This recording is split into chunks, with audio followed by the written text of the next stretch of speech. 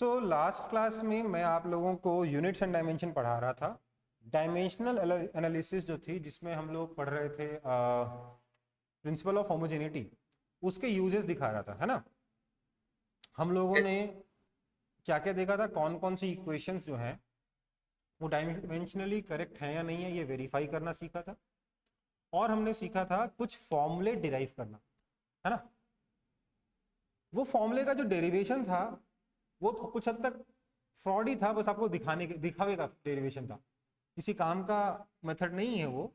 But same method हम अगली चीज में यूज करने जा रहे हैं, जिसका नाम है finding dimensions of a quantity in terms of a new set of fundamental quantities.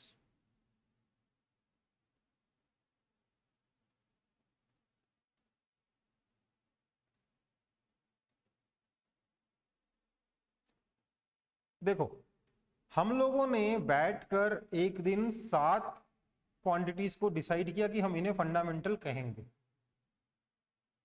है ना। मास, लेंथ, टाइम जो भी था, उन 7 क्वांटिटीज के लिए हमने कहा कि हम इन 7 क्वांटिटीज को फंडामेंटल क्वांटिटीज कहेंगे, है ना बेटा, यही था ना। Yes yes sir. अब हमसे बोला गया कि यार हमारे यहाँ कुछ एलियंस आ गए जिन्होंने किन्हीं और क्वांटिटीज को फंडामेंटल मान रखा है, क्योंकि वो तो मानना था ना। हमने बैठ के डिसाइड किया कि let's call these quantities fundamental. उन एलियंस ने कुछ और ही क्वांटिटीज को फंडामेंटल मान रखा है। अब उनकी फंडामेंटल सेट में हमारी जो क्वांटिटीज हैं अलग अलग, उनका डायमेंशन निकालना है। समझ में आई बात?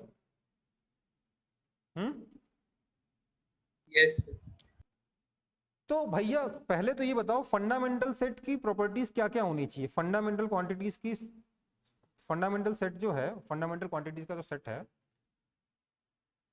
फंडामेंटल सेट की प्रॉपर्टीज क्या क्या होनी चाहिए। Sir, independent of other quantities. पहला है इंडिपेंडेंट ऑफ ईच अदर, है ना। Yes sir. Independent of each other. और दूसरा क्या है? Sir can not be derived. ये तो हो गया ना, इंडिपेंडेंट ऑफ ईच अदर। मतलब दूसरी फंडामेंटल क्वांटिटीज जो आपने मानी है उनकी टर्म्स में किसी एक को नहीं लिख सकते। दूसरा, all other quantities can be represented in terms of these quantities। ठीक है। बाकी की जितनी भी क्वांटिटीज हैं वो इन गिवन क्वांटिटीज की टर्म्स में रिप्रेजेंट कर हो जानी चाहिए सारी की सारी, तब जाके हमारा फंडामेंटल सेट कंप्लीट होगा, है ना बेटा। यस ये दो मैंने लिखाए थे ना।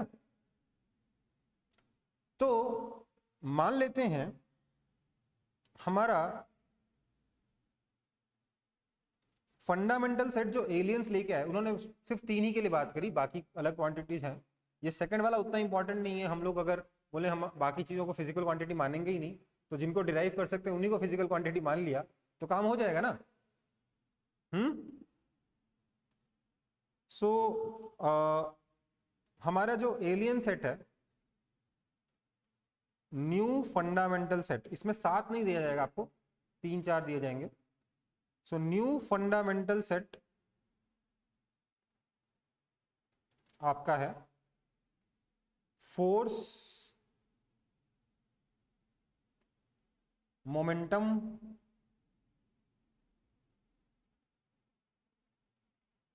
और एक्सेलरेशन।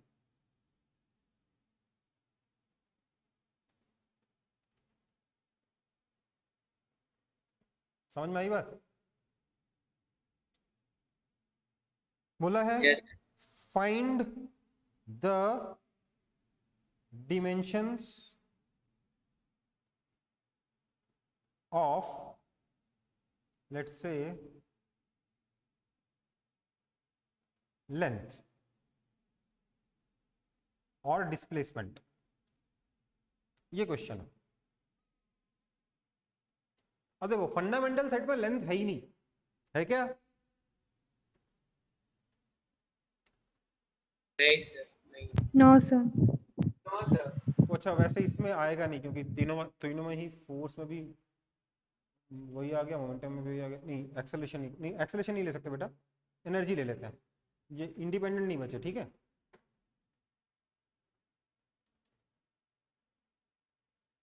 ठीक है, आई एम नॉट श्योर इससे भी आएगा कि नहीं आएगा, बट लेट्स ट्राई। तो क्या करेंगे,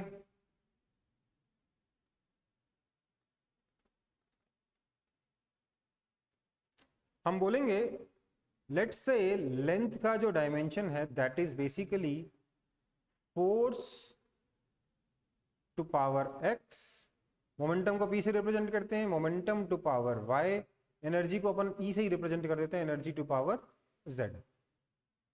लेट्स से ऐसा हो, ठीक है?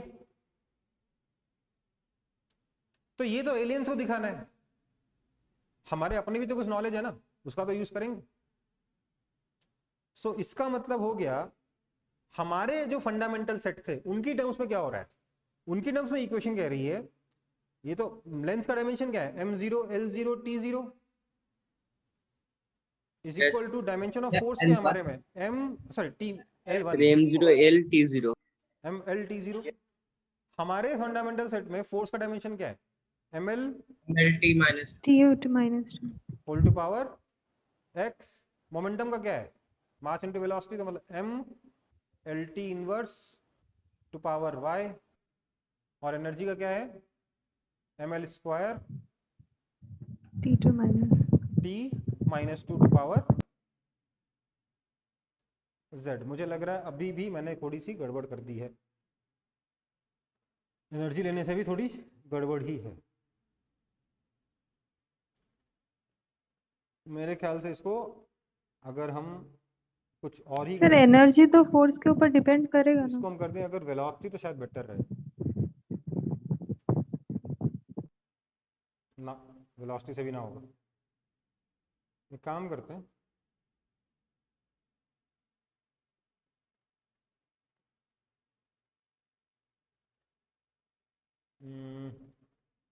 क्या लिख सकते हैं, force momentum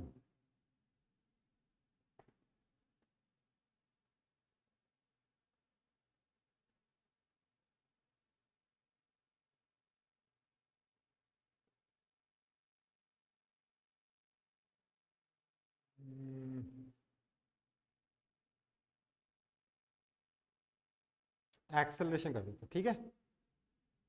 I think acceleration से हो जाना चाहिए, बट आगे चल के देखते हैं क्या होगा। नहीं तो कम से कम अपन को प्रोसेस तो पता ही होगा, है ना? प्रोसेस तो सीख ही जाएंगे कम से कम, ठीक है बेटा? इसमें तो कोई दिक्कत नहीं है। No sir.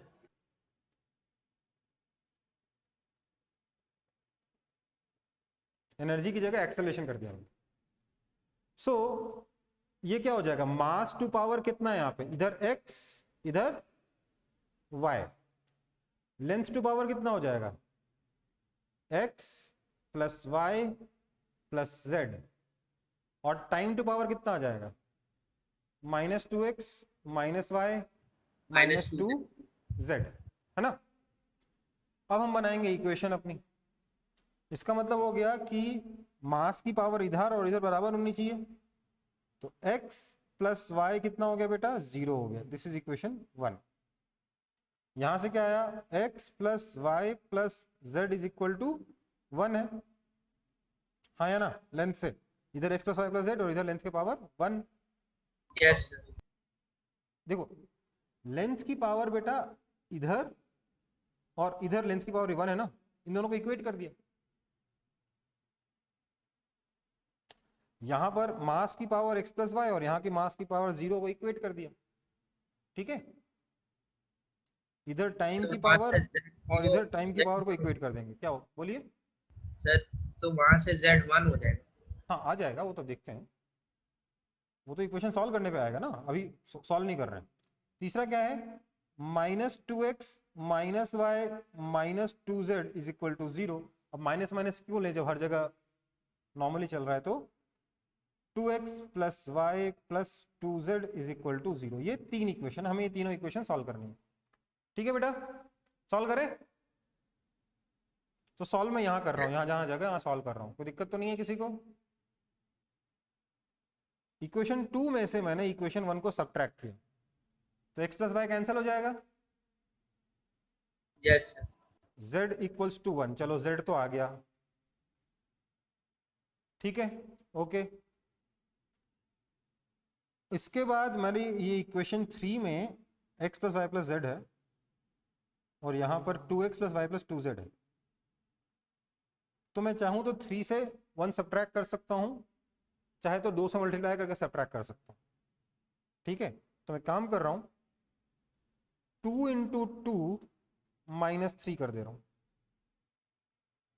तो 2x से 2x कैंसिल हो गया, 2y माइनस वाई बच गया y, 2z से 2z कैंसिल हो गया, y इज इक्वल टू आ गया 2। समझ में आई बात?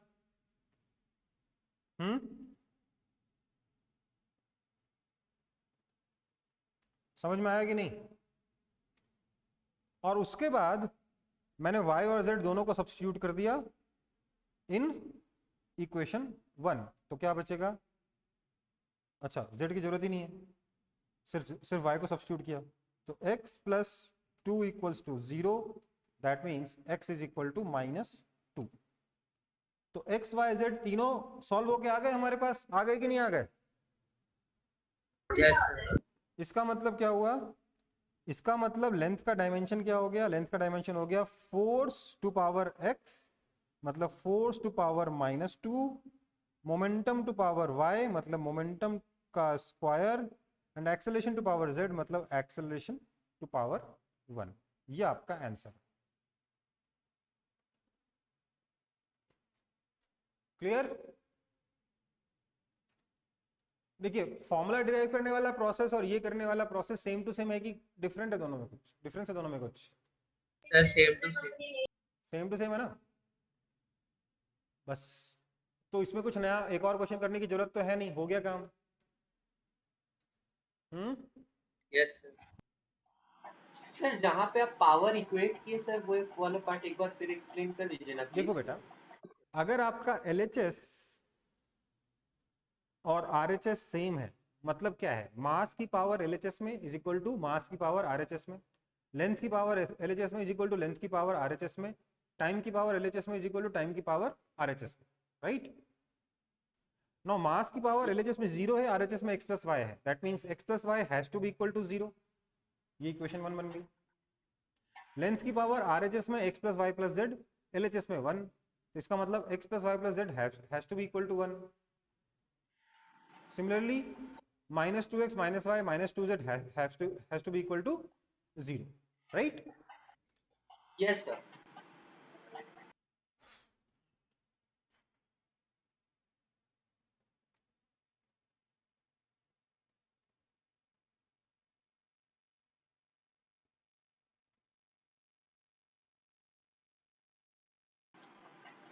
सर आईएससी के बुक्स में सर जैसे आप डायमेंशनल फॉर्मूला सर MLT से लेके करा रहे हैं ना सर, आईएससी के बुक्स में सर वो यूनिट से बेस्ड करा रहा है, जैसे केजी पर मीटर सेकंड स्क्वायर ऐसे है। बेटा वो यूनिट्स है, डायमेंशन नहीं। आपका MLT है ही नहीं। नहीं सर हमको बुक में कहीं पे नहीं मिला सर, HC वर्मा में। HC Verma, HC Verma sir कहाँ से आ स्कूल गया? जो सर सर हम दो बुक लिए थे सर, हाँ दोनों से जब पढ़े थे सर एचसी वर्मा में एमएलटी प्रेजेंट है, लेकिन सर स्कूल के बुक में वो है ही नहीं। हो सकता है ना हो, बट बेटा एग्जाम्स में आ सकता है, आता है इनफैक्ट। ओके। ठीक है, मतलब ओके आपके जेई मेन नीट इन सब और जेई एडवांस में तो आता ही आता है, बहुत बार आ चुका है। ठीक है, सर। नहीं सर, हम बस ये पूछे थे कि दोनों एक ही चीज हुआ कि अलग अलग। देखो यार, अगर केजी वगैरह में लिख रहा है तो इसका मतलब वो डायमेंशन की जगह यूनिट लिख रहा है, डायमेंशन नहीं लिख रहा है वो। यूनिट डायमेंशन एमएलटी में रिप्रेजेंट किया जाता है। ठीक है, एनसीईआरटी के पीछे सारा एमएलटी का अच्छा से चार्ट बना के दिया हुआ है, सारा डायमेंशनल क्वांटिटी। प्लीज उसको याद मत करिएगा, मैंने लास्ट क्लास में कहा था उसको याद मत करिएगा। कई टीचर्स बोल सकते हैं आपको, मैंने देखा है कुछ टीचर्स को बोलते हुए कि उसको याद कर लो। भैया उसको जितने दिन में मैं याद करूंगा ना, उतने दिन में मैं आधी फिजिक्स सीख जाऊंगा। ठीक है, एटलीस्ट मेरे हाथ तो ये हाल है। मेरे से आपको याद हो जाएगा यार, एक में m की पावर 2 है, दूसरे के m की पावर 3 है, बाकी सब सेम है, याद रह जाएगा आपको। कितना याद रहेगा ऐसा? हाँ बताओ, रह जाएगा? नहीं सर। वो याद करने मत बैठना प्लीज, मैंने लास्ट क्लास में मना किया था, प्लीज उसको याद मत करिएगा। दे रखा है अच्छी बात है, हमें उसे याद नहीं करना, हमें निकालना सीखना, क्योंकि एग्जाम में उसके बाद भी नहीं आएगा, फिर क्या करोगे? आगे बढ़ू? Yes sir. Yes sir. चलो, Yes, sir. तो डायमेंशंस निकालना हम लोग सीख गए, है ना? सीख गए ना? Yes, sir. अब कुछ मिसलीनियस चीजें देखेंगे, मिसलीनियस क्वेश्चंस डायमेंशंस के ऊपर।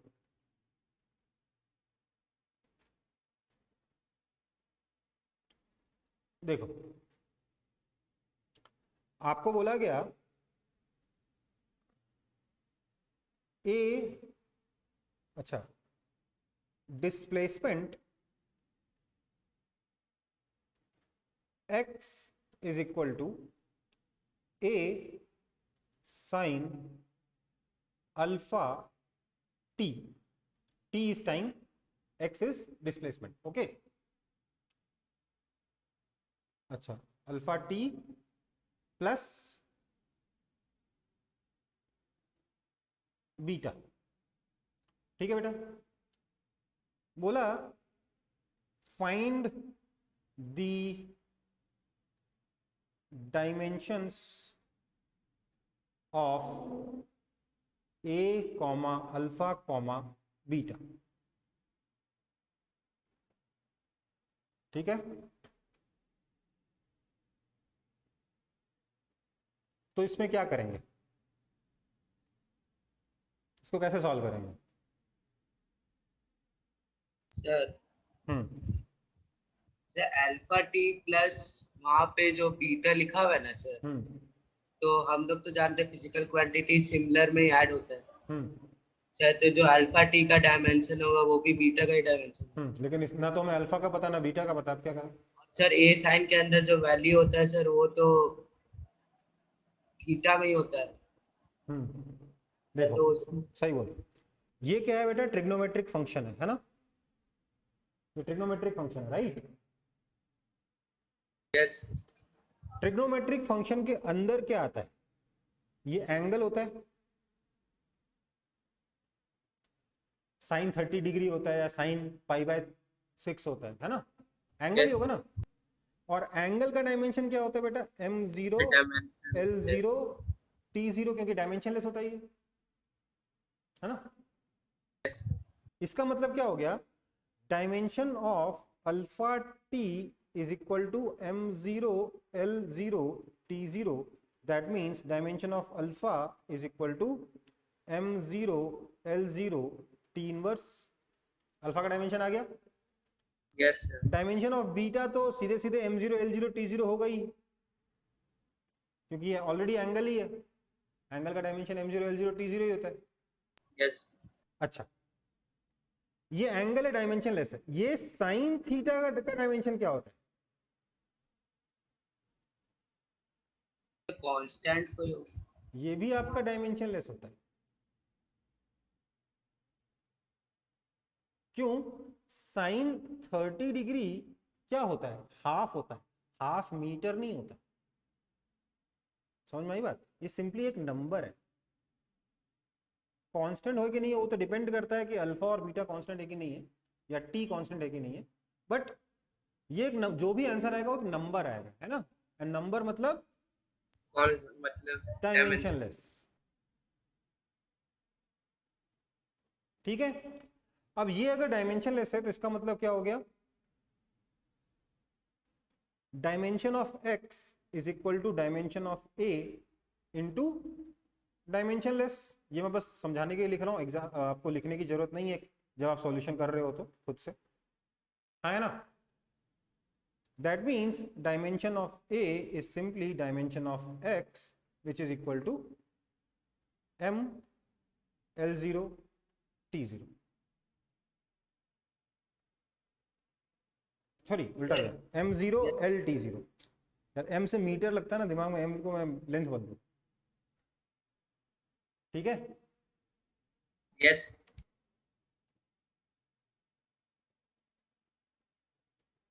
सो यहां पर देखिए, क्योंकि हमें ट्रिग्नोमेट्री के रूल्स पता हैं, इसलिए ट्रिग्नोमेट्री का रूल्स यूज करके हम लोगों ने अल्फा और बीटा के दोनों के डायमेंशन निकाल लिए, और ट्रिग्नोमेट्री का रूल यूज करके हमने ए का भी डायमेंशन निकाला। मतलब क्या है, अगर साइन थीटा है तो थीटा तो डायमेंशनलेस सही है,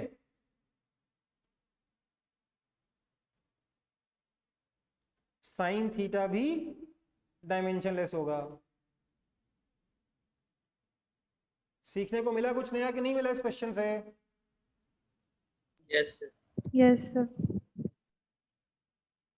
कॉपी कर लो जल्दी जल्दी। सर लास्ट सेकंड स्टेप से थोड़ा समझा दीजिए, मतलब ए कैसे डायमेंशनलेस हो गया? नहीं, ए डायमेंशनलेस नहीं है, ए के साथ जो मल्टीप्लाई हो रहा है वो डायमेंशनलेस है।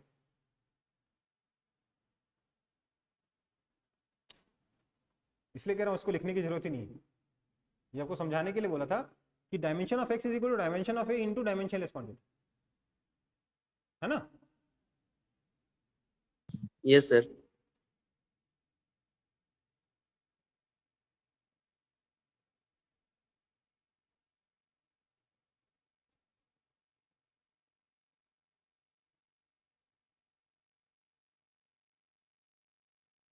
सर ए कभी कांस्टेंट नहीं हो सकता है। सर ए कभी कांस्टेंट नहीं हो सकता है।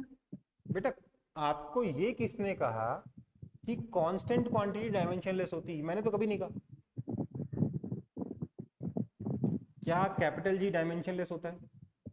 No sir. तो कांस्टेंट डायमेंशनलेस होता है किसने कहा? हम कांस्टेंट को जबरदस्ती डायमेंशनलेस मान रहे थे क्योंकि फर्जी तरीके से फॉर्मूला निकाल रहे थे, ठीक है, यस सर। एकदम फर्जी मेथड है, उससे नहीं निकलता formula. Okay sir. Constant dimensionless नहीं होता, नंबर डायमेंशनलेस होते हैं, दोनों में अंतर समझो, दोनों में अंतर समझ रहे हो? अगर लिखा हुआ है 2 तो ये डायमेंशनलेस है, यस सर। यस लेकिन लिखा हुआ है अ कांस्टेंट a तो जरूरी नहीं है ये डायमेंशनलेस है, ठीक है। Yes sir.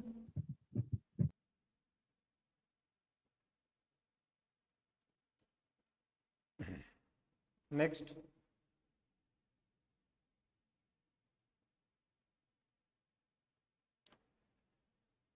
डायमेंशनलेस हो गया ना, हाँ।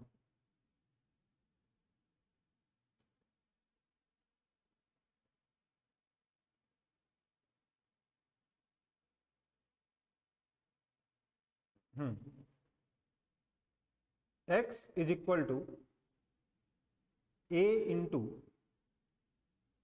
e to power minus at plus b sine ct plus d।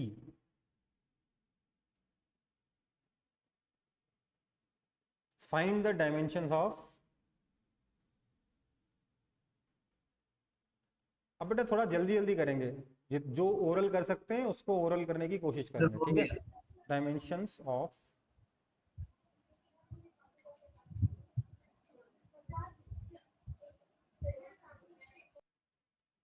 A, B, C, D and E, ठीक है।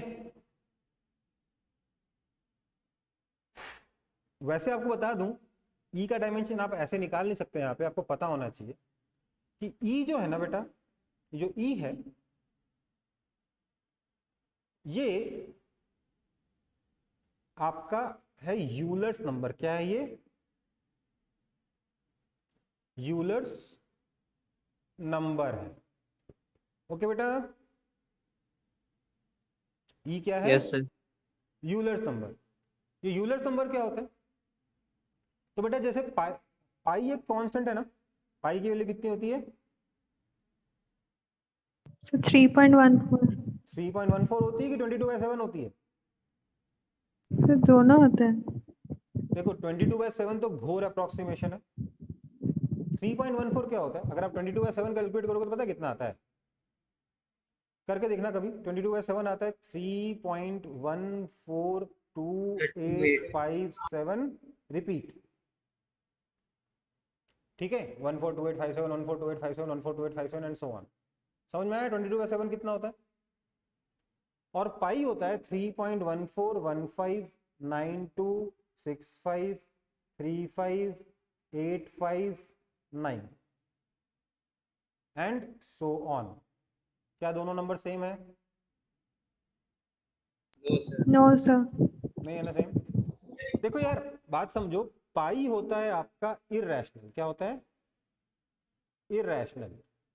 इररेशनल का मतलब है नेवर एंडिंग, नेवर रिपीटिंग, ना तो एंड होगा ना रिपीट करेगा। और 22/7 तो रैशनल है ना। दोनों यस सर। इक्वल नहीं है, लेकिन हाँ अप्रोक्सीमेटली इक्वल है, इसलिए कभी कैलकुलेशन वगैरह करने के लिए हम 22/7 यूज कर लेते हैं पाई की जगह, बट पाई की वैल्यू 22/7 होती नहीं है। ओके, अब चर्चा करते हैं यूलर्स नंबर की। ये क्या है? ये भी एक इररेशनल नंबर है। क्या है ये? ये भी एक इररेशनल नंबर है जिसकी वैल्यू है e is equal to 2.718 something something something. इसकी वैल्यू आगे तक याद नहीं, ये बचपन में गलती से याद हो गया था, ये कभी कोशिश नहीं की याद करने की। ठीक है,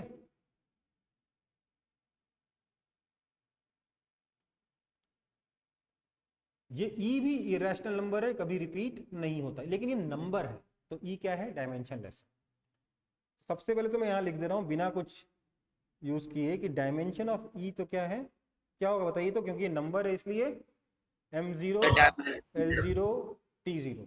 डायमेंशन ऑफ पाई क्या होगा? M0 L0 T। L0 T0। ठीक, चलो इसके बाद यहां देखते हैं, साइन के अंदर ct प्लस डी है, मतलब ये तो डायमेंशनलेस होना चाहिए ना। Yes sir. यस तो सर। डायमेंशन ऑफ डी क्या होगा? M0 L0 T। Dimension of ct क्या होगा? M0 L0 T inverse.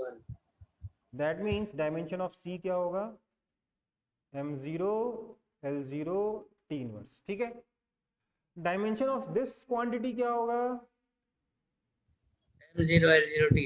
m0 l0 t0। Okay, अब e की पावर में कुछ है ना। मुझे बताइए 2 टू पावर 2 कितना होता है? 4 होता है। सर 4। 2 टू पावर 8 कितना होता है? ये तो सर क्या पूछ लिया सर आपने, 256 होता है। 2 टू पावर 10 क्या होता है? तो सर ये 1024 होता है, 24। सर 2 की पावर 6 क्या होता है? तो सर ये 64 होता है ना। Yes sir. Sir 3 to power 4 क्या होता है? सर 81 होता है ना। यस। सर 3 टू पावर 6 कितना होता है? सर 729 होता है। कोई दिक्कत नहीं, आराम से पावर कैलकुलेट कर सकते हो। अब मुझे बताइए जरा 2 टू पावर 3 मीटर क्या होता है?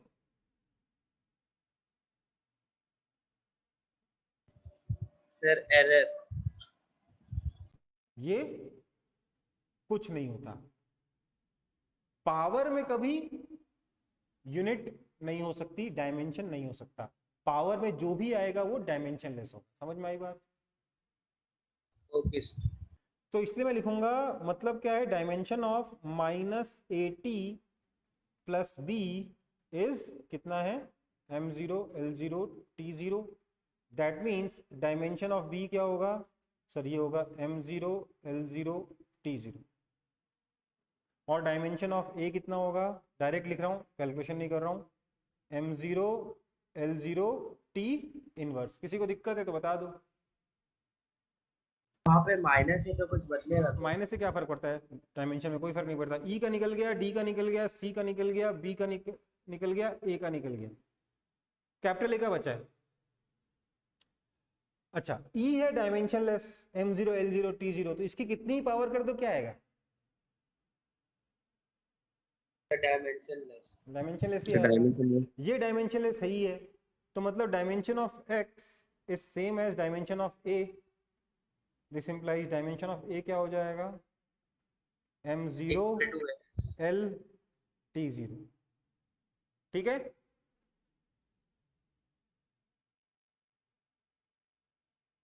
किसी को कोई आपत्ति है तो बता दो।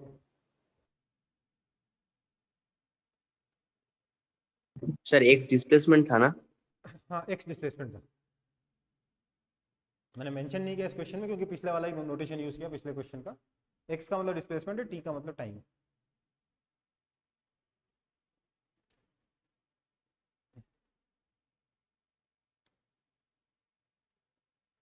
देखो एक और चीज होती है लॉग, जो आप लोगों ने पढ़ी नहीं है, आईसीएसई से जो पढ़ के आए उन्होंने पढ़ रखा है, सीबीएसई वालों ने पढ़ा नहीं है, इसलिए लॉग के डायमेंशन में यहाँ पे नहीं सिखा रहा।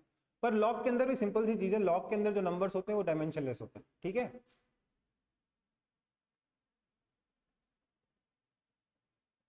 तो जब लॉग पढ़ लेंगे तब बात कर, तब उसके बाद अगर कोई क्वेश्चन आता है तो कर सकते हो। चलो आगे बढ़ू। Yes sir. अच्छा, एक और चीज है जो मुझे आपको बतानी है, डायमेंशन ऑफ x को लेट से मैं बोलता हूं m0 l t0 है। ठीक है, तो डायमेंशन ऑफ डेल्टा x क्या होगा, चेंज इन x क्या होगा, यही हो। यही होगा। समझ में आई बात, आया ना? Yes sir. कहने का मतलब ये समझो, आपके अकाउंट में अगर मैं बोलूं कि आज की डेट में 1000 हैं, तो does it make any sense, नहीं। आपके अकाउंट में कितने 1000 रुपए हैं ये बोल सकते हैं, इसका मतलब निकलता है ना बेटा? Yes sir. तो आपका जो अमाउंट है वो ए है, वो ए का डायमेंशन क्या है, रुपीज है। समझ रहे हो बात को? Yes sir. आपके अकाउंट में कल हो जाते हैं लेट से नया अमाउंट जो हो जाता है वो हो जाता है लेट से 900 रुपीज। आपने कुछ सामान खरीद लिया, 900 रुपए बचे आपके अकाउंट में, तो चेंज इन ए कितना आया, 100 सर -100। -100 आया, क्योंकि चेंज हमेशा final value minus initial value है। लेकिन -100 भी रुपीज ही हुआ ना, यस सर। तो इसलिए क्या मैं लिख सकता हूं कि मतलब डायमेंशन ऑफ डेल्टा ए भी कितना है, रुपीज ही है। हाँ या ना? यस। Yes sir. तो वही बात कह रहा हूं, अगर डायमेंशन ऑफ एक्स जितना होगा वही होगा डायमेंशन ऑफ डेल्टा एक्स भी। For example dimension of velocity क्या होता है, एल टी इनवर्स, यस।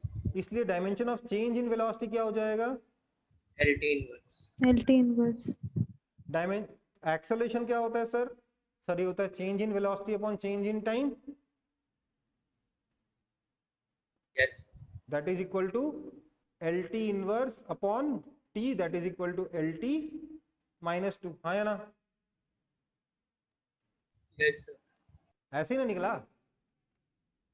तो डेल्टा में भी आप सेम डायमेंशन यूज करते हो। अब कुछ लोगों ने डिफरेंशिएशन का बेसिक पढ़ रखा है, कुछ लोगों ने नहीं पढ़ रखा है, कुछ लोगों ने सिर्फ सुना होगा। मैं आपको सिर्फ इतना बता रहा हूं, डी वाई का मतलब होता है वेरी वेरी स्मॉल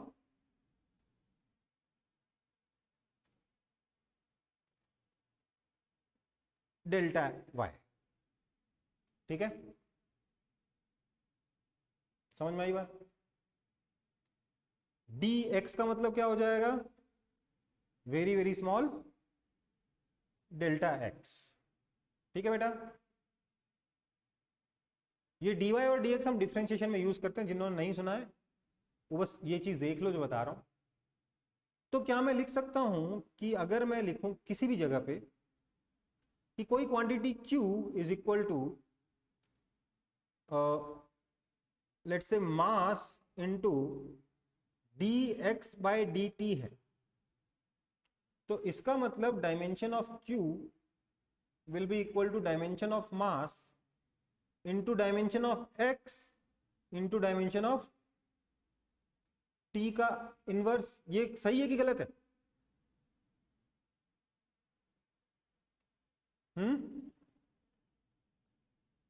ध्यान दीजिएगा बेटा, ये d और d कैंसिल नहीं होते हैं। dx अपने आप में एक एंटिटी है, dt अपने आप में एक एंटिटी है।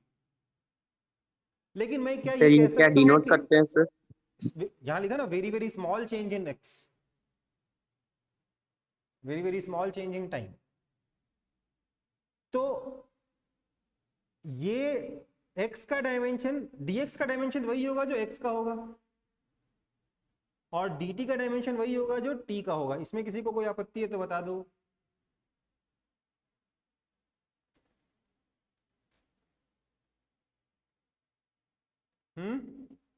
No sir. क्योंकि नो ये क्या सर। है, स्मॉल चेंज इन x है, ये क्या है, स्मॉल चेंज इन t है। ठीक है भाई, इसका मतलब ये हो गया बेटा कि डायमेंशन ऑफ q जो है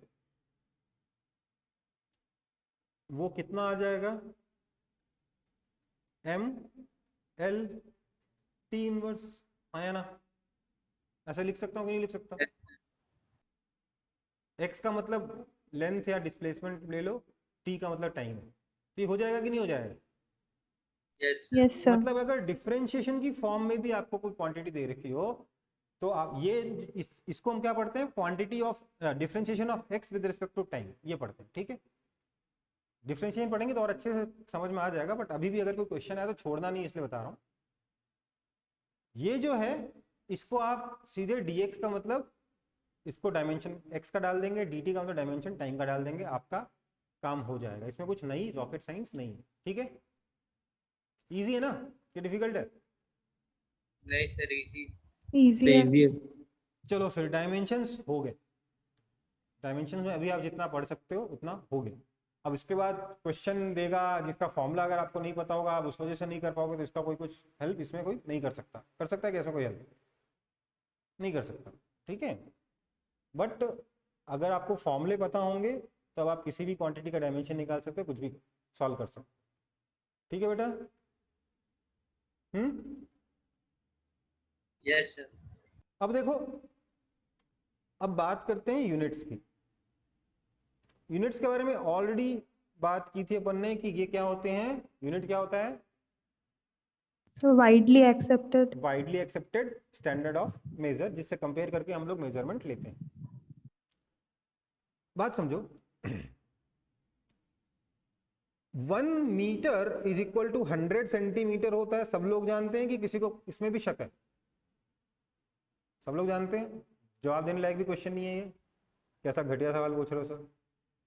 तो मुझे बताओ, मीटर बड़ा है या सेंटीमीटर बड़ा है? बोलो। मीटर। मीटर। मीटर बड़ा है। मैंने एक स्टिक लिया,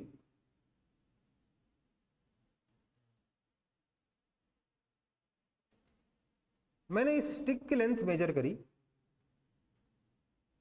L, तो मैंने पाया कि length L is coming out to be 50 centimetre. ठीक है, तो बेसिकली जो मेजरमेंट है उसमें दो चीजें हैं। क्या? एक तो ये 50 है जो न्यूमेरिकल वैल्यू है,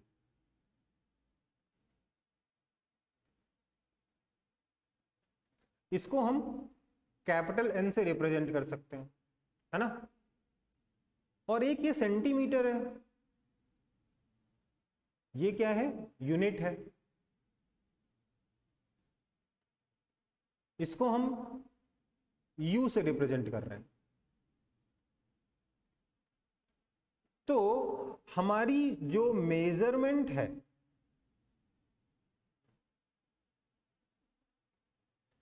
वो क्या है, न्यूमेरिकल वैल्यू इनटू यूनिट, है ना? मानते हो ये बात? Yes sir. मतलब ये हो गया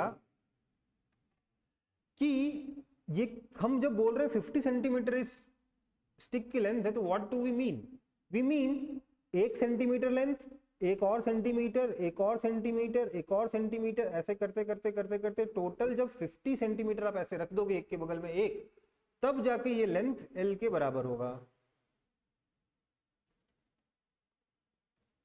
हाँ या ना? यस हाँ सर। यही ना कह रहे हैं, ऐसे ना मेजरमेंट ले रहे हैं। Yes sir. अब सेंटीमीटर से बड़ा क्या होता है? मिली सेंटी डेसीमीटर। इसी चीज की लेंथ अगर मुझे डेसीमीटर में मेजर करना हो तो आप सब तुरंत बता सकते हो, sir length will be equal to 50 centimetre तो था ही, length will also be equal to 5 decimetre. बोल सकते हो कि नहीं? Yes yes sir. या डीएम नहीं लिखते, इसको डेसी लिख देते हैं, तो कंफ्यूजन होगा बाद में। लिख सकते हैं। तो ये क्या कह रहा है कि अब न्यूमेरिकल वैल्यू क्या हो गई है? 5 हो गई है, 10 टाइम्स डिक्रीज हो गई है। हो गई कि नहीं हो गई? यस और यूनिट अपने आप में 10 टाइम्स इंक्रीज हो गया है ना? यस तो ये भी आपका नया न्यूमेरिकल वैल्यू, ये आपकी नई यूनिट है।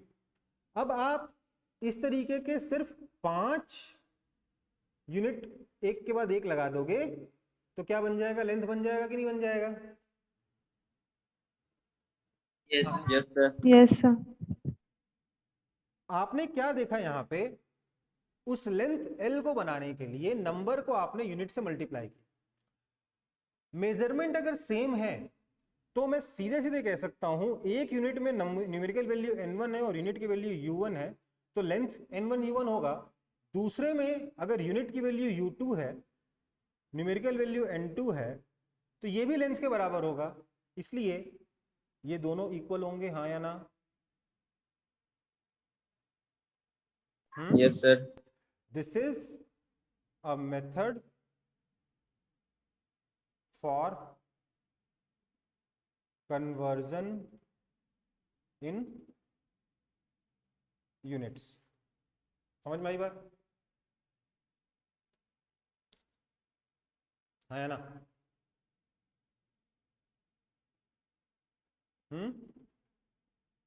यस सर, समझ आ गया।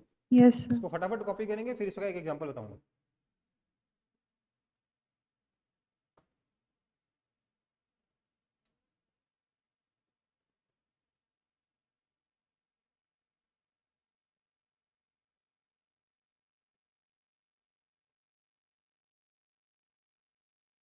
Yes sir done. डन। बहुत ही लल्लू एग्जांपल करेंगे, बहुत ही लल्लू एग्जांपल, क्योंकि इसमें डिफिकल्ट एग्जांपल क्या ही बनेगा यूनिट कन्वर्जन में। बट आपको ये फॉर्मूला पता होना चाहिए, क्योंकि जबरदस्ती इसका यूज करते हैं लोग। ठीक है, देखो बोला है कन्वर्ट 253 सेंटीमीटर इनटू इंचेस। ठीक है, सेंटीमीटर को इंच में कन्वर्ट करना है। Given 1 inch is equal to 2.53 centimetre. ठीक है बेटा, समझ में आया? अब देखो, मैं आपको बता रहा हूं स्कूल आपसे क्या चाह रहा है यहां पे। तो स्कूल का मेथड आप यूज करोगे।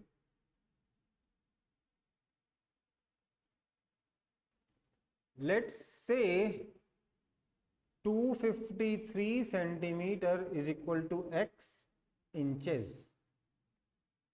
नाउ हमें पता है कि n1 u1 has to be equal to n2 u2। That means,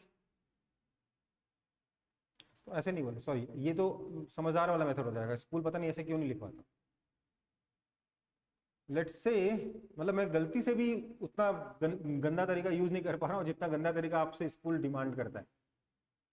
let's say length is equal to x inches, ऐसे लिखा है। देन अब लिखोगे n1 u1 इज equal to n2 u2, which means 253 centimeter is equal to x inches. That means x is equal to 253 times centimeter by inch. That is equal to 253 times centimeter by, now 1 inch is 2.53 centimeter. That is equal to 100. Therefore length L is equal to 100 inches. समझ में आया? School आपसे ये expect करता है। Sir ये 1 marks question में इतना? हाँ, सर यूनिटरी मेथड से तो और जल्दी हो जाता। वही तो, मतलब स्कूल आपसे ये एक्सपेक्ट तब करता है जब वो ये चैप्टर पढ़ा रहा होता है, उसके बाद नहीं एक्सपेक्ट करता। उसका जब नॉर्मल क्वेश्चंस आते हैं ना, तब वो बोलता है ठीक है कर लो डायरेक्ट, जितना फास्ट कर सके। बट अभी जब ये चैप्टर चल रहा होता है तो स्कूल आपसे एक्सपेक्ट करता है कि आप इस तरीके से इस क्वेश्चन को सॉल्व करोगे। ये फॉर्मूला लगवाने के लिए, ये फॉर्मूला लगवाना होता है, पता नहीं क्यों, और आप लोगों की बुक्स में पता नहीं फॉर्मूला क्यों दिया होता है। सर ये बनाया क्यों है सर? यूनिटरी मेथड से तो हो हाँ, जाता है। मुझे पता है, मैं भी तो यही करता हूँ। मैं क्या बोलूंगा, length L is equal to 253 centimetre, that is equal to 253, मेरे को इंच में कन्वर्ट करना है ना, centimetre into inch by inch, कर सकता हूँ कि नहीं? Yes sir. That is equal to 253 centimetre into inch upon 1 inch is 2.53 yes sir. Centimetre, centimetre centimetre cut गया, 100 इंचेस। 100 इंच। ये आसान है कि डिफिकल्ट है उससे? Yes sir. वो जबरदस्ती, मतलब आई डोंट नो क्यों। सर इससे कंफ्यूज हो जा रहा है। हाँ, मतलब मैं गलती से भी नहीं कर पा रहा हूँ यार, ये पता नहीं क्यों स्कूल में चाहिए ये वाला मेथड। ये फॉर्मूला उनको लगवाना है, भगवान जाने क्यों फॉर्मूला लगवाना है, और ये फॉर्मूला क्यों बनाया गया, क्यों बुक्स में दिया गया, मुझे नहीं मालूम। मैंने अपने टाइम में पढ़ा भी नहीं था ये फॉर्मूला, ठीक है। हालांकि इसका कोई खास यूज नहीं है, अगर आप इसको याद नहीं करते हो तब भी कोई फर्क नहीं पड़ता। मैक्सिमम से मैक्सिमम फर्स्ट यूनिट टेस्ट में इसका यूज है, उसको हाफ ईयरली एनुअल में यूज भी मत करना गलती से, ठीक है। वही टीचर गुस्सा होंगे क्यों कर रहे हो ऐसा, ठीक है। Yes sir. तो कॉपी हो गया ये? Yes sir, done. मैं इस तरीके से यूनिट कन्वर्ट करना पसंद करता हूँ, ठीक है, जिसमें मैं इसी में कुछ मल्टीप्लाई डिवाइड करके सेंटीमीटर को इंच में कन्वर्ट कर दूं। बार बार ये इक्वेशन लगा के सॉल्व करना मुझे पसंद नहीं है, मुझे नहीं लगता आपको भी पसंद होगा। आगे बढ़ूं?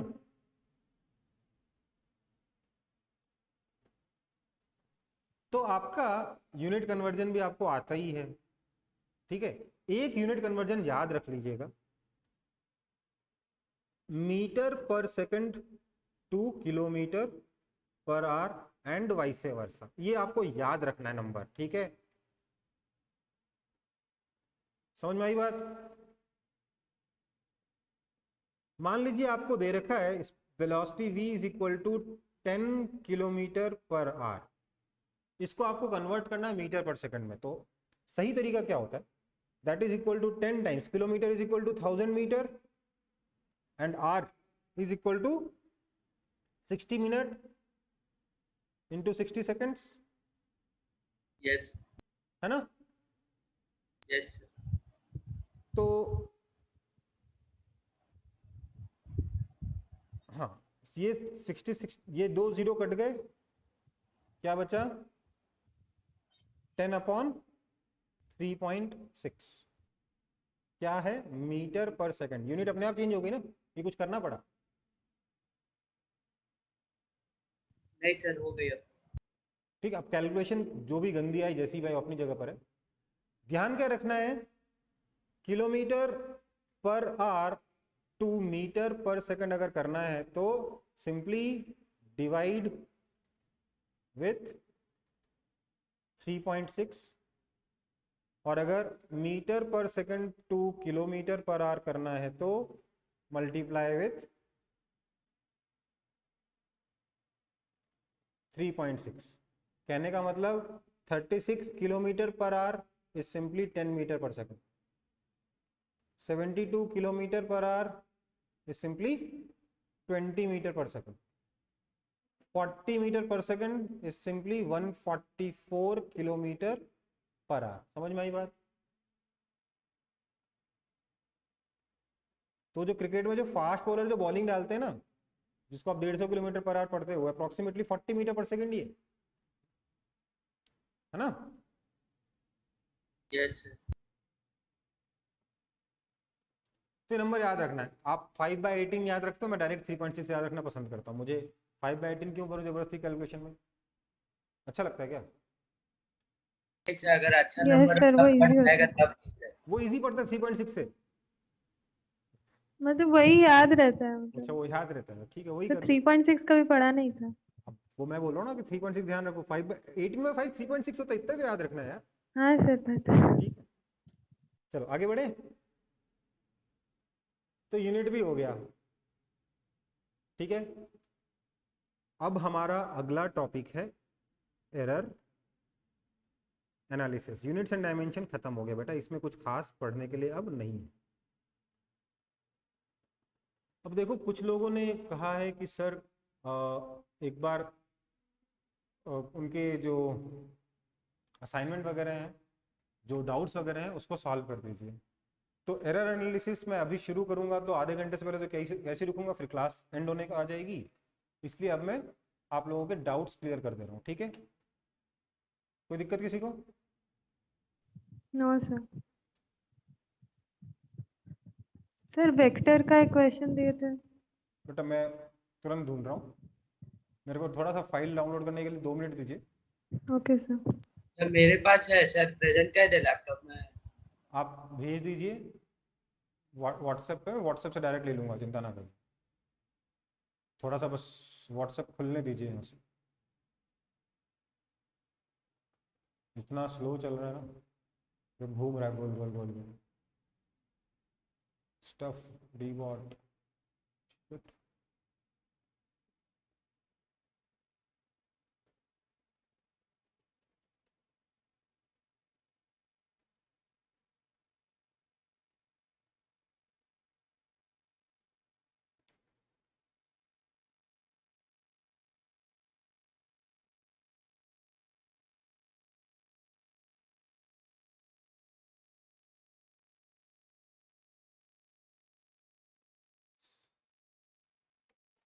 आजकल तो बेटा व्हाट्सएप खोलो तो मतलब कुछ अलग ही चीज़ें देखने को मिलती हैं, डर ही जाते हैं।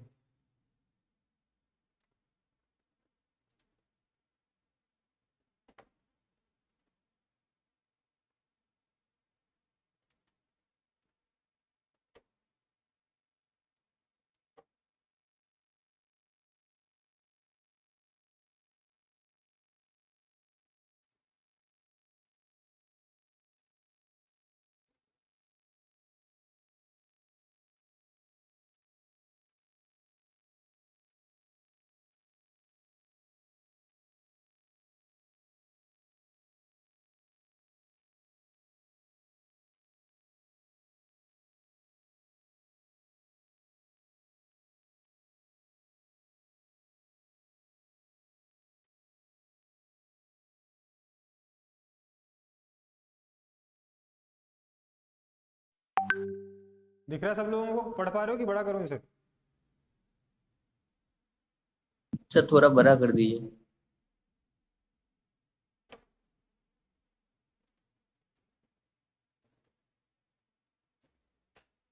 सर सेकंड वाला। चलो, सेकंड क्वेश्चन है, फर्स्ट नहीं है। No sir. क्या है? Which of the following sets of displacement might be capable of bringing a car to its returning point. देखो यार, बात को समझो।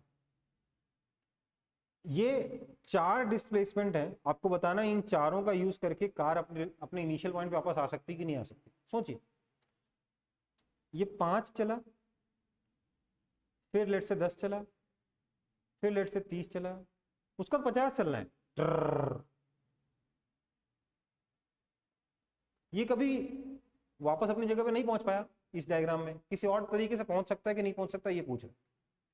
तो देखिए जरा 5, 10 और 30 मिला के कितना हो रहा है? 45 हो रहा है ना। तो अगर आप इन Yes, sir. तीनों को स्ट्रेट लाइन में भी डाल दोगे, 5, 10 और 30 तीनों को अगर आप स्ट्रेट लाइन में भी डाल दोगे और 50 से वापस आने की कोशिश करोगे, तब भी आप इनिशियल पॉइंट पे नहीं पहुंचोगे, उससे थोड़ा पीछे पहुंच जाओगे। हाँ या ना? Yes, sir. Yes sir. मतलब कि आप इन 4 नंबर्स का यूज करके, इन 4 साइड्स का यूज करके कभी भी एक क्लोज्ड पॉलीगन नहीं बना सकते। आपके किसी सिर्फ ट्रायंगल का ये रूल नहीं है, किसी भी पॉलीगन का रूल है कि कोई भी एक साइड जो है ना, वो बाकी की साइड्स के सम से छोटी ही होगी। तो इसलिए फर्स्ट वाला तो रॉन्ग है। 40, 40, 90, 170 प्लस 200, 170 इज लेस देन 200, इसलिए ये भी पॉसिबल नहीं है। 10, 20, 40, 70 इज लेस देन 90, इसलिए ये भी पॉसिबल नहीं है। हाँ, 5 प्लस 9 प्लस 9 16 से बड़ा हो गया, इसलिए ये पॉसिबल है। Option B is the correct answer. ठीक है बेटा?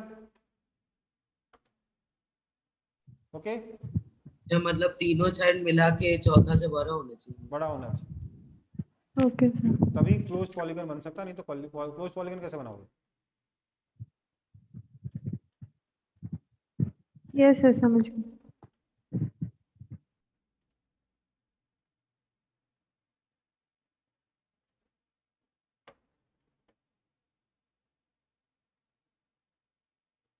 आगे बढ़े। Yes sir.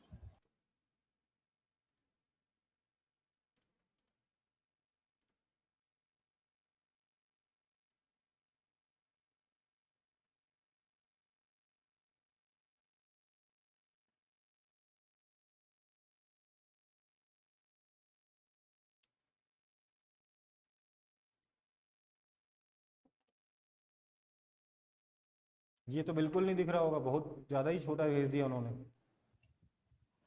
जैसे बहुत छोटा है। कोशिश कर रहा हूँ, चिंता मत करो।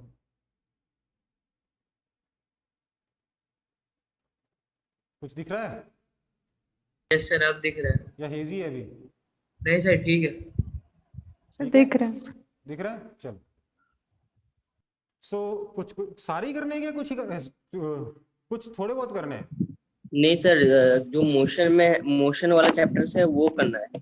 तो बताओ, क्वेश्चन बताओ, क्वेश्चन नंबर। अच्छा सर, सर 3 का तो एरर एनालिसिस है, 4, 5, 3, 6 4, 5, 6। ठीक है, पहले इनको करते हैं। इन ओम्स लॉ और एक्सपेरिमेंट 7 सर, 7 बेटा, ये तो आपका एरर है, अभी तो एरर पढ़ाया नहीं। Error analysis. हाँ sir. You are given a rod of length L, the linear mass density is a plus bx where a and constant। बेटा ये भी मैं आपको नहीं बता सकता क्योंकि डिफरेंशिएशन का है, डिफरेंशिएशन ओके इंटीग्रेशन। सर, ठीक है। ठीक है। A ball is dropped from some height. After rebounding from the floor, it ascends to the same height. Draw the velocity time graph and speed time graph. देखो actually आप लोगों का class 9th का knowledge use होगा यहाँ पे, ठीक है, उसके बिना ये क्वेश्चन सॉल्व नहीं होगा। ठीक है, तो देखिए इनका क्वेश्चन नंबर 5 में देख रहा हूं। ठीक है, इन्होंने बोला है कुछ हाइट से एक बॉल को ड्रॉप कर दिया गया है, इसका वेलोसिटी वर्सेस टाइम ग्राफ बताइए। तो मैंने क्या किया, ये मान लेते हैं फ्लोर है, यहां से बॉल को ड्रॉप किया गया, मैंने अपवर्ड डायरेक्शन को प्लस ले रखा है, डाउनवर्ड डायरेक्शन को माइनस ले रखा है। जनरली मैं ऐसे केस में हमेशा सॉल्व करने के लिए डाउनवर्ड को प्लस लेता हूं, बट मैंने ये चीज देखी है कि जब ग्राफ वगैरह पूछा जा रहा होता है तो ऑप्शंस जनरली, वैसे उल्टा भी हो सकता है, वैसे उल्टे ऑप्शंस भी देखे मैंने बहुत सारे क्वेश्चंस में, but options generally upward direction को प्लस लेकर दे रखे होते हैं अगर मेंशन नहीं होता क्वेश्चन में। तो इनिशियली क्या है इसकी वेलोसिटी बताइए तो जरा। 0 है, यस इधर वेलोसिटी इधर time. Yes, sir. Initial velocity कितनी है? 0 है। Okay, t is equal to 0 पे वेलोसिटी 0। एक्सेलरेशन डाउनवर्ड डायरेक्शन में है g, यस सर। ये कांस्टेंट है, एक्सेलरेशन नेगेटिव है इसलिए वेलोसिटी डिक्रीज होगी और कांस्टेंट रेट से डिक्रीज होगी। मतलब आपका ग्राफ कैसा आएगा? स्ट्रेट लाइन आएगा, है ना। ये Yes, sir. इसकी वेलोसिटी स्पीड बढ़ती गई बढ़ती गई बढ़ती गई, डाउनवर्ड डायरेक्शन वेलोसिटी बढ़ती गई, नेगेटिव होके नेगेटिव मैक्सिमम पहुंची जब ये ग्राउंड से टकराया, है ना। यस है ना। जैसे ही टकराया, टकराने के जस्ट बाद इसकी वेलोसिटी उल्टी हो गई, तभी तो सेम हाइट तक जाएगा। Yes sir. मतलब जितनी यहाँ पे नेगेटिव थी उतनी ही ऊपर पॉजिटिव। पॉजिटिव हो गई और सडनली हो गई, यस तो यहाँ पहुंच गई वेलोसिटी। लेकिन अब वेलोसिटी तो पॉजिटिव है बट एक्सेलरेशन तो अभी भी नेगेटिव है, यस Yes, तो sir. स्लोप तो अभी भी नेगेटिव रहेगा, तो ग्राफ अभी भी नीचे जा रहा होगा। टॉप मोस्ट पॉइंट पे वेलोसिटी कितनी हो जाएगी फिर से? Sir, 0. और उसके बाद तो मोशन रिपीट है।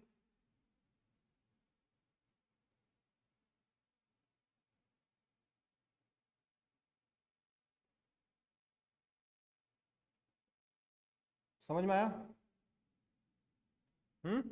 Yes, sir. ये कौन सी स्कूल का असाइनमेंट है बेटा? Sir, BRS का। इतना डिफिकल्ट क्वेश्चन आपके एग्जाम में नहीं आएगा, बता दे रहा हूं, ठीक है। आज तक नहीं देखा। टीचर चेंज हुए क्या इस साल? ग्राफ कैसे ड्रॉ की एक बार पे एक्सप्लेन कर देंगे? ग्राफ कैसे ड्रॉ किए सर वो? और किया ही क्या मैंने? बोलो ना सर, वापस एक्सप्लेन करिए।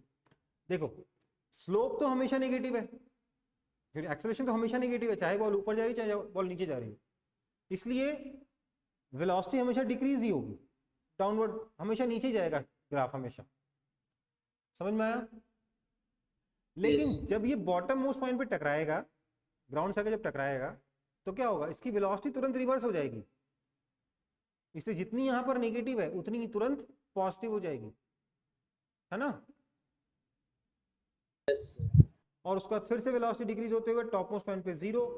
एक बार यहां पहुंच गए तो बेसिकली अब तो इसके बाद तो दोबारा क्या है, वापस अगर इस पॉइंट पे पहुंच चुका है तो बेसिकली साइड से ड्रॉप किया गया है फिर से, है ना। तो इसके बाद तो बस ग्राफ को रिपीट करते जाना है ना।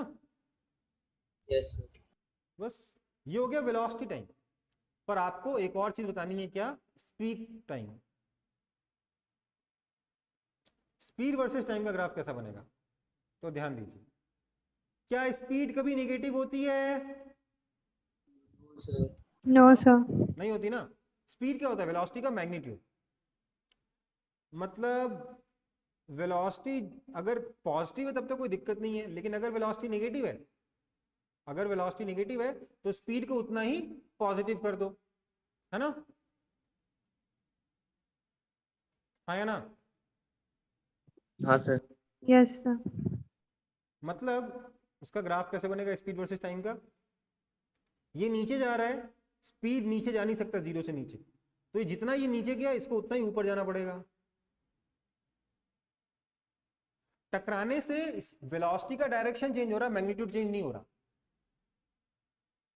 इसके बाद स्पीड ऐसे गिरेगी, 0 होगी, फिर निगेटिव जा रहा है तो ऐसे ऐसे एंड सो ऑन। समझ में आया? Yes sir.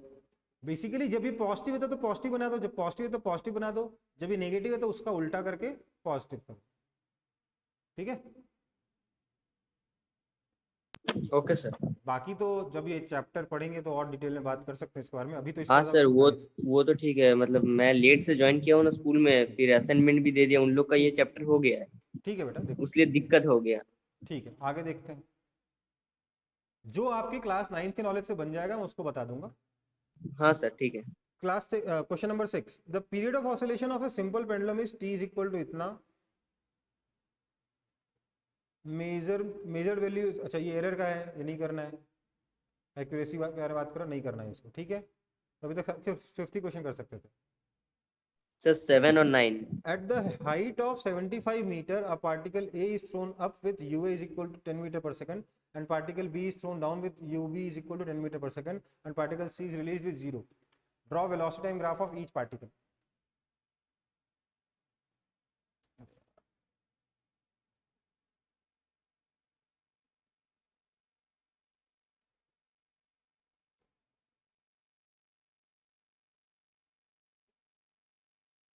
फिर से ग्राफ बनाने के लिए बोल दिया, जो मैं पढ़ाना चाहता हूँ पहले उसी वही पूछ ही रहा है बार बार।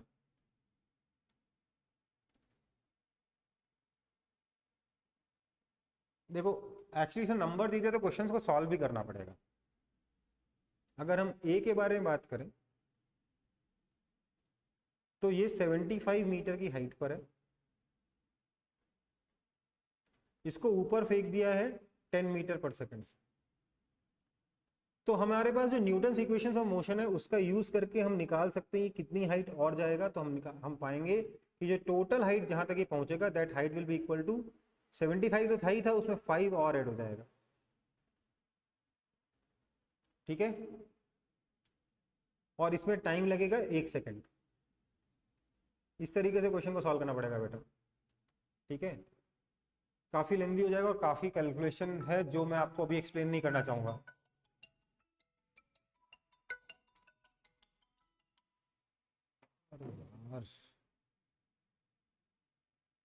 ठीक है, ये 80 मीटर तक की हाइट तक जाएगा, उसके बाद गिरेगा, इसमें 4 सेकंड और लगेंगे।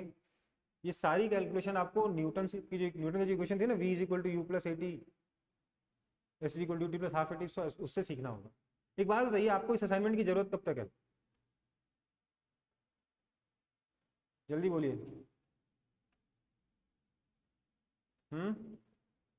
कहाँ गए जिसका असाइनमेंट है ये? वही चलेगा, बहुत बढ़िया। सर बोला है कि 7 दिन के अंदर करना है। 7 दिन का बोल रहे हैं आप? हाँ सर। 7 दिन का पूरा होगा।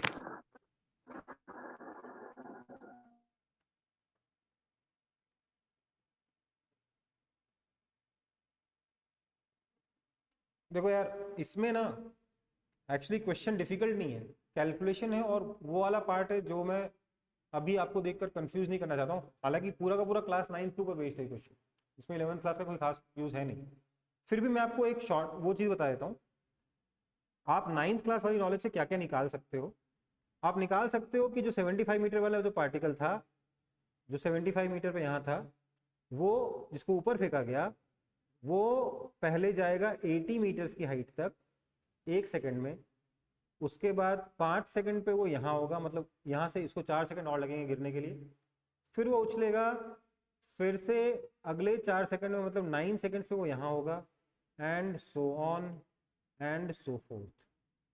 ये मोशन वो करेगा पार्टिकल। तो इसका graph velocity versus time graph कैसे बनेगा इसका?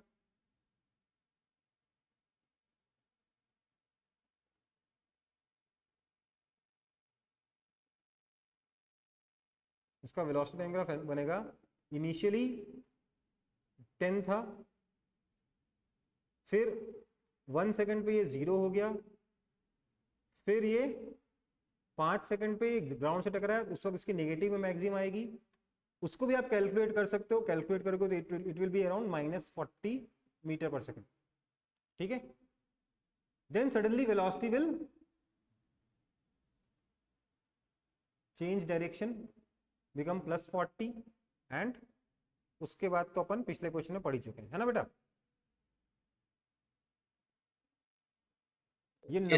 ये नंबर्स कैलकुलेट करने के लिए आपको v is equal to U plus 80, S is equal to T plus half 80 square और v square is equal to U square plus 2as, ये 3 जो इक्वेशन थी क्लास 9 की, उनको यूज करना होगा। ठीक है, समझ में आया? सिमिलरली सेकंड क्वेश्चन में आपने बॉल को नीचे की तरफ फेंक दिया, तो वो सिर्फ 3 सेकंड में यहां पहुंच जाएगा, फिर वो 4 सेकंड के बाद 80 मीटर से पाया जाएगा, इसकी स्पीड हो जाएगी 0 एट 9 सेकंड्स, एंड अगेन इस तरीके से चलता रहेगा।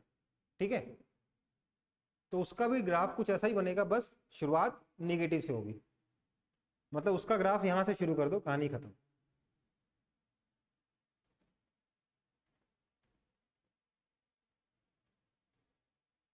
ग्राफ वही है, बस इनिशियल पॉइंट चेंज हो जाएगा। समझ में आई बात? है ना? और जिसको हाइट 75 मीटर से ड्रॉप किया, उसको एक हाइट से ड्रॉप करने वाले पार्टिकल का ग्राफ तो बना ही चुके हैं हम। बस ये +10 से शुरू हुआ, ये -10 से शुरू हुआ, वो 0 से शुरू होगा। ठीक है, ओके सर। समझ में आई बात? चलो, yes sir. Question number 9, an object has uniformly accelerated motion, the object always slows down before the time when its velocity becomes 0. Prove this statement graphically when both u and a are positive. देखो भाई, अगर both u और a positive है तो velocity time graph कैसे बनेगा? Initial velocity u है, ये पॉजिटिव है, और एक्सेलरेशन पॉजिटिव है, मतलब ग्राफ ऊपर जाएगा। तो ये कभी रेस्ट पे आएगा क्या? Oh sir. It doesn't come to rest, आता ही नहीं कभी। ठीक है, सेकंड केस में क्या बोल रहा है? u नेगेटिव है, एक्सेलरेशन पॉजिटिव है। u नेगेटिव है मतलब इनिशियल वेलोसिटी नेगेटिव है और एक्सेलरेशन पॉजिटिव है, मतलब स्लोप पॉजिटिव है, तो ग्राफ ऐसे ऊपर जाएगा। यहां जाके 0 पहुंचा कि नहीं पहुंचा ये? मतलब रेस्ट पे आ गया। पर इसकी स्पीड कैसे वेरी करेगी? इसकी स्पीड तो ऐसे वेरी करेगी ना, ये वेलोसिटी है और ये स्पीड है ना? तो देखिए स्पीड डिक्रीज हो रही है, मतलब ये स्लो डाउन हो रहा है। तो हाँ भैया, इस केस में स्लो डाउन हो रहा है। u पॉजिटिव a नेगेटिव में वेलोसिटी टाइम ग्राफ ही ऐसा बन जाएगा, स्लो डाउन हो रहा है ना? समझ में आ रही बात? यस। और अगर दोनों नेगेटिव हैं, u भी नेगेटिव है, a भी नेगेटिव है, तो ग्राफ ऐसा चला जाएगा, ये कभी रुकेगा ही नहीं। जब रुक ही नहीं रहा तो स्लो डाउन होने की क्या जरूरत है? ठीक है बेटा? सर तब वो भी कभी रेस्ट पे नहीं आएगा? नहीं, फर्स्ट ऑप्शन ए और डी में तो रेस्ट पे आएगा ही नहीं, बी और सी में रेस्ट पे आएगा, दोनों केस में स्लो डाउन हो रहा है। ठीक है, तो 9 क्वेश्चन ही थे ना बेटा, जितने कर सकते थे उतने कर लिए अपन ने। ठीक है, और कोई डाउट है किसी को तो भेज दो जल्दी से। सर वेक्टर का दो सम भेजिए सर। भेजो, यस सर। अभी भेजो। यस सर, अभी भेजा।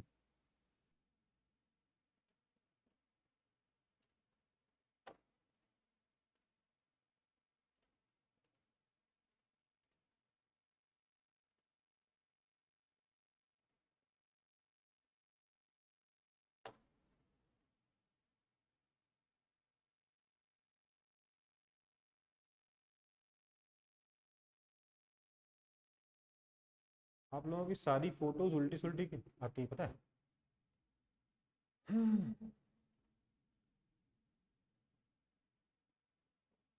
सर मैंने तो सीधा भेजा। अरे तो बोल थोड़ा रहा हूँ, थोड़ा कह रहा हूँ कि व्हाट्सएप के एक्सपर्ट बनो।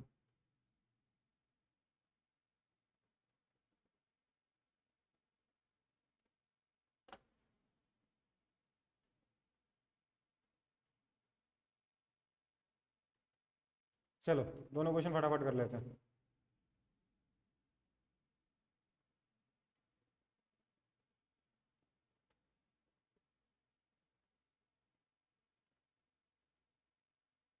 ये दिख रहा है सबको कि नहीं दिख रहा? यस सर, दिख रहा है। पढ़ने में नहीं आ रहा है ना, थोड़ा बड़ा कर देता हूँ। सर दिख रहा है। ओके, अ पार्टिकल हैज यही क्वेश्चन है ना? Yes sir. A particle has a displacement of 12 meter towards east and 5 meter towards the north and then 6 meter vertically upward. Find the magnitude of some of these displacement. कौन कौन से direction है देखो जरा। East west north up में बात करा ना, तो हमने बोला इधर की तरफ ईस्ट है मेरा, लेट से इधर की तरफ नॉर्थ है, ऊपर की तरफ अप है। ठीक है, यही बनाने के लिए बोला था मैंने। यस। Yes sir.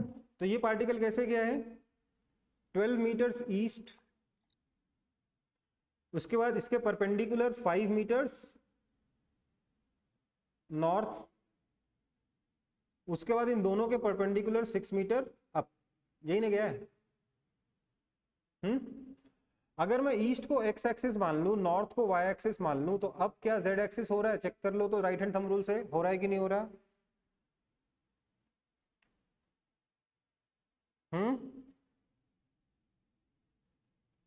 बोलो। Yes sir. तो क्या डिस्प्लेसमेंट को 12 I cap plus 5 J cap plus 6 K cap कह सकता हूं? Yes sir. इसका मतलब डिस्प्लेसमेंट क्या हो गया? Under root of 12 square square plus plus 5 square plus 6 square. 6 square, ये हो गया आपका 169 प्लस 205। ये आपका आंसर। कोई दिक्कत? नहीं सर। आगे बढ़े। Yes sir. ये वाला क्वेश्चन के ऊपर वाला, नीचे वाला ना? Sir sir question number 2। 2, अच्छा।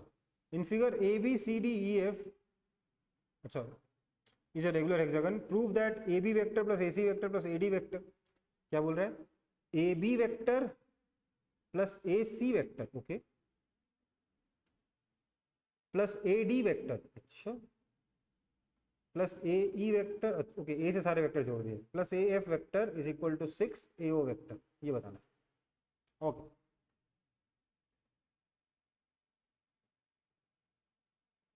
मतलब ए से इन सारे वेक्टर्स को जोड़ो तो 6 ए ओ वेक्टर होता है, ये मेरे को बताना है। ठीक है बेटा, इन ए से इन सारे पॉइंट्स को जोड़ के वेक्टर्स बनाते जाओ तो ऐसा होता है।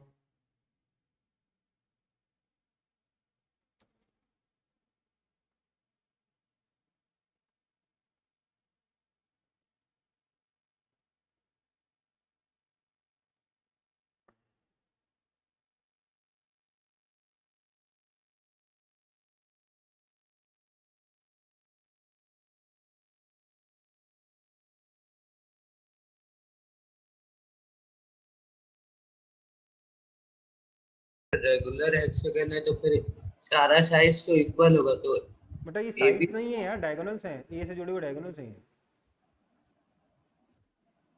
ठीक है, सर ए बी और ए देखो एफ यार, तो साइड। इसको मैं प्रूफ तो कर दूंगा, मैं कोई ऐसा अच्छा स्मार्ट तरीका सोचने में मुझे टाइम लग रहा है बहुत। प्रूफ तो ये तुरंत हो जाएगा, थोड़ा मेहनत हो जाएगी उसमें, बट लेट मी थिंक कि मैं कोई इसको अच्छे से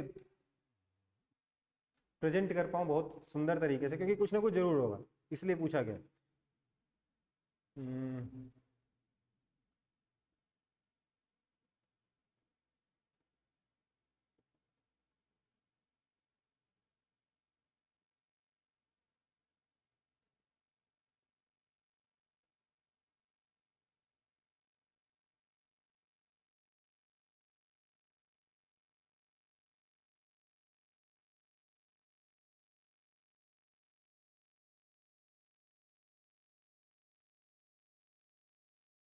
ए बी वेक्टर और ए एफ वेक्टर को अगर जोड़ेंगे तो आएगा तो इधर ही, पर उसको मैं प्रूफ कैसे करूं बिना कंपोनेंट किए? ओ प्लस,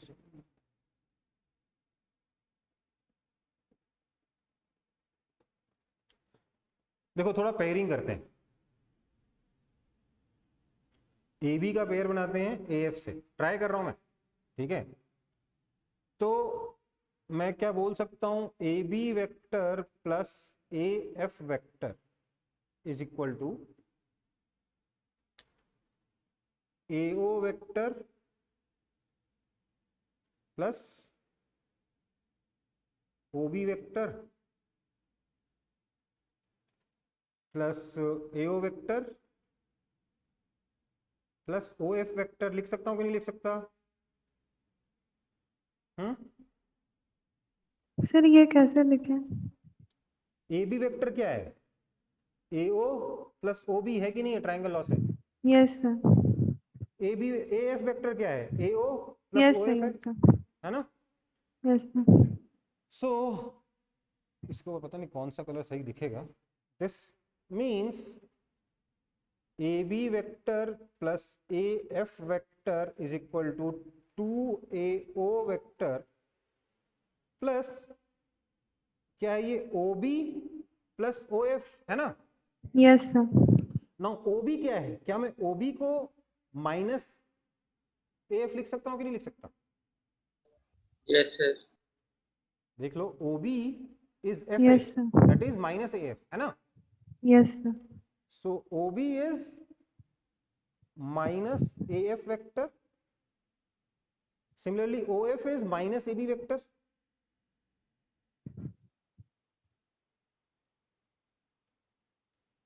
है ना? Yes, sir. This implies, इसको लेफ्ट में ले आऊंगा तो क्या होगा? Twice of AB vector plus AF vector is equal to twice of AO vector, हाँ या ना? Yes, sir. 2 कैंसिल हो गए, so AB plus AF is AO। तो ये मेरा पहला कंक्लूजन बना, जिसको मैं ग्रीन कलर से लिख रहा हूँ, जो मैंने सॉल्व कर लिया। AB vector plus AO vector is equal to, sorry, AF vector is equal to क्या हो गया? AO vector. कोई दिक्कत है इसमें? No, sir. ओके, अब मैं सॉल्व करने जा रहा हूँ, पेयर यूज करूंगा मैं इस ब्लू कलर से, AC vector and AE vector का, AC एंड AE, ठीक है बेटा? तो अगला है मेरा AC, अच्छा थोड़ा यहाँ नीचे शुरू करता हूँ उस चीज को। AC vector plus AE vector को मैं AC को कैसे लिख सकता हूँ? क्या मैं AC को AO प्लस OC लिख सकता हूँ? Yes, sir. सर आप समझ कैसे गए कि AC प्लस AE लेना होगा? हाँ सर मतलब आप पेयर पेयर बेटा, कैसे सिमेट्री कर देखो लिया? ना, पेयर ऐसे AB AF, AC AE और AD, समझ में आ रहा है? Yes, sir. ठीक है, सो AC plus AE is AO plus OC। Yes, sir. अरे फालतू इतनी मेहनत करी थी कि जरूरत ही नहीं है, फालतू में इतनी मेहनत कर दी तो तुरंत हो गया क्वेश्चन। शुरुआत से करूं? हालांकि कैसे सर? इस तरीके से पहुंच जाओगे ना आप भी। अब हाँ सर। मैं एक बार शुरुआत से इसको करता हूँ, मैं फालतू में इतना मेहनत कर गया, तुरंत हो जाएगा ये, 3-4 लाइन में हो जाएगा। ध्यान दीजिए, बहुत इजी है, अब चमका मेरे पर। AB वेक्टर को मैं क्या लिख रहा हूँ? AO प्लस OB लिख रहा हूँ। मैं इसलिए थोड़ी देर सोचना चाहता था। AO प्लस OB, AC को लिख रहा हूँ AO plus OC, plus OC, AD को लिख रहा हूँ AO प्लस OD, OD, similarly AO plus OE, similarly AO plus OF, यही है ना? Yes sir. This is equal to AO कितनी बार आया देखते हैं भैया, लाल कलर से, 1 2 3 5 टाइम्स, 4 5, 5 AO वेक्टर, है ना? प्लस क्या आ रहा है? प्लस क्या आ रहा है? Plus sir OB vector plus OC vector plus OD vector plus OF vector, OE vector plus OF vector, है ना? Yes sir.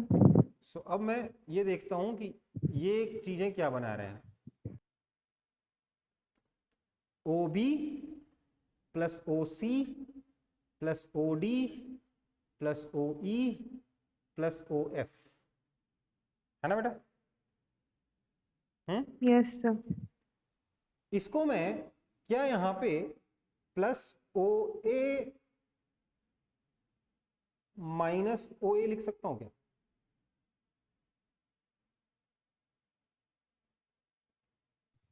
Yes sir. लिख सकता हूं? Yes sir.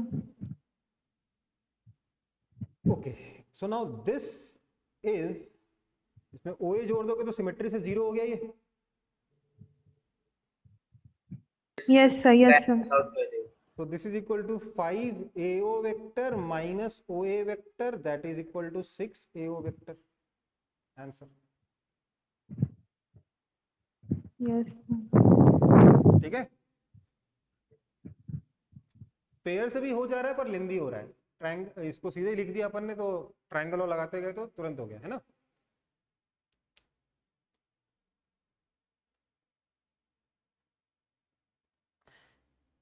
ठीक है बेटा।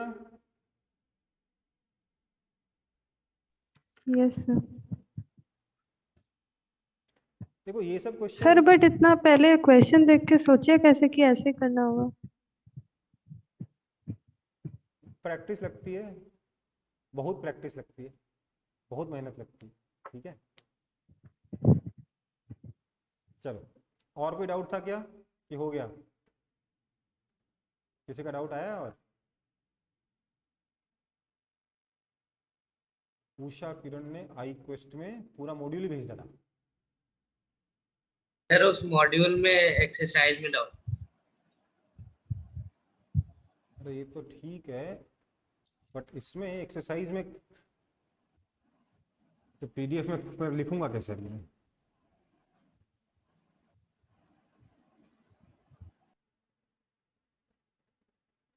कौन सी एक्सरसाइज में डाउट है? सर पेज नंबर 48 में डाउट है, उसमें एक्सरसाइज है वेक्टर्स का।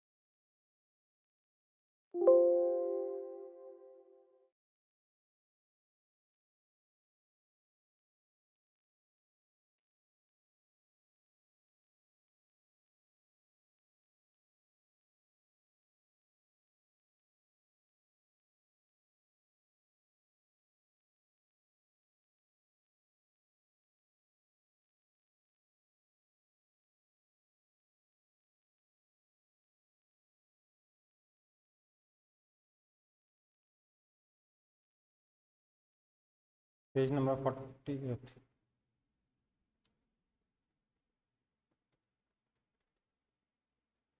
Resolution of vectors. नहीं सर, पार्ट डी का ऑप्शन नंबर 3। ये yes. 3 non-zero vectors a vector, b vector and c vector satisfy the relation a dot v is 0, a dot c is 0, then a vector can be parallel to। देखिए यही दिक्कत है इस तरीके से कि मतलब मैं लिखूं कैसे? पीडीएफ में भेजा ना आपने। 3 non-zero vectors a vector, b vector and c vector satisfy the relation।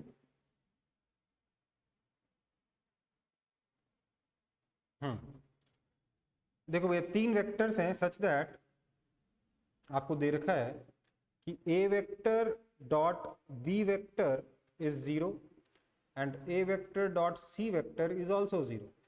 तो बोला है a vector can be parallel to, option A दे रखा है b वेक्टर, ऑप्शन बी दे रखा है c वेक्टर, ऑप्शन डी दे रखा है सॉरी c दे रखा है B vector cross product C vector.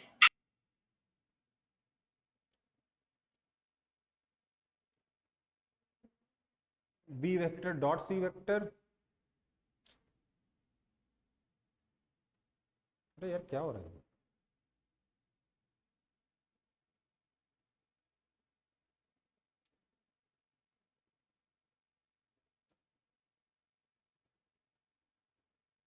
B vector dot C vector, option D दे रखा है B vector cross C vector. देखो चलो ए वेक्टर बी के भी परपेंडिकुलर है, सी के भी परपेंडिकुलर है।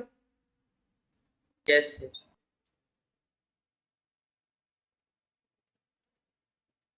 मतलब ये तो ऐसे ही गलत हो गया, इसके पैरेलल तो हो ही नहीं सकता, ये तो वेक्टर ही नहीं है। तो बचा क्या? B vector cross C vector. हाँ B vector cross C vector भी ए और बी और सी दोनों के परपेंडिकुलर होगा, ये भी बी और सी दोनों के परपेंडिकुलर होगा, तो दोनों सेम डायरेक्शन में हो सकते हैं। क्या जरूरी ये दोनों पैरेलल हो? बताइए।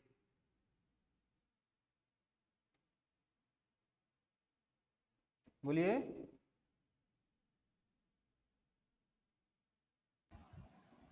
क्या सर जरूरी? शायद नहीं जरूरी। जरूरी नहीं है, क्योंकि हो सकता है वो C vector cross B vector के परपेंडिकुलर हो, है ना। अपोजिट तो हो सकता है ना, एंटी पैरेलल तो हो ही सकता है, यस। इसीलिए क्वेश्चन में कैन भी लिखा है। और कोई क्वेश्चन है? हो गया? फिर क्लास खत्म करते हैं। सर मेरा एक डाउट है सर। भेजा आपने? Sir 1 minute sir, 1 minute. जल्दी भेजिए।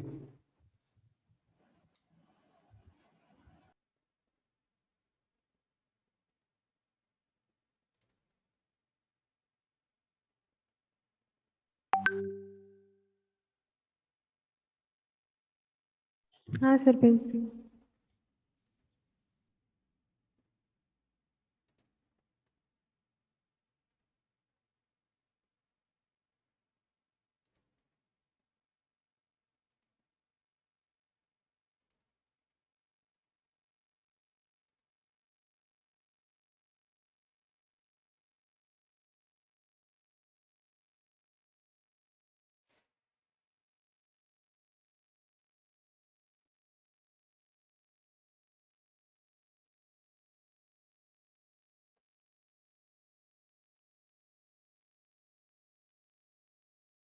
क्वेश्चन नंबर 2 नजर आ रहा है सबको? Yes sir. Yes sir. Let C vector is equal to A vector plus B vector and magnitude, then इनमें से क्या पॉसिबल? बोल रहा है कि सी वेक्टर, अच्छा ये तो लिखा हो ना, C vector is equal to A vector plus B vector, then C vector is always greater than magnitude of A vector. बिल्कुल गलत बात है, छोटा भी हो सकता है, बड़ा भी हो सकता है, कुछ भी हो सकता है ना। हो सकता है कि यस सर।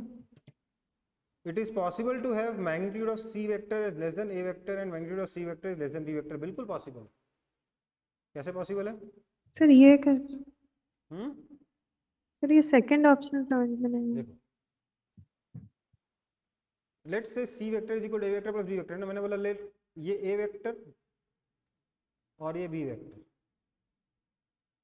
तो सी वेक्टर क्या होगा? इतना सा होगा।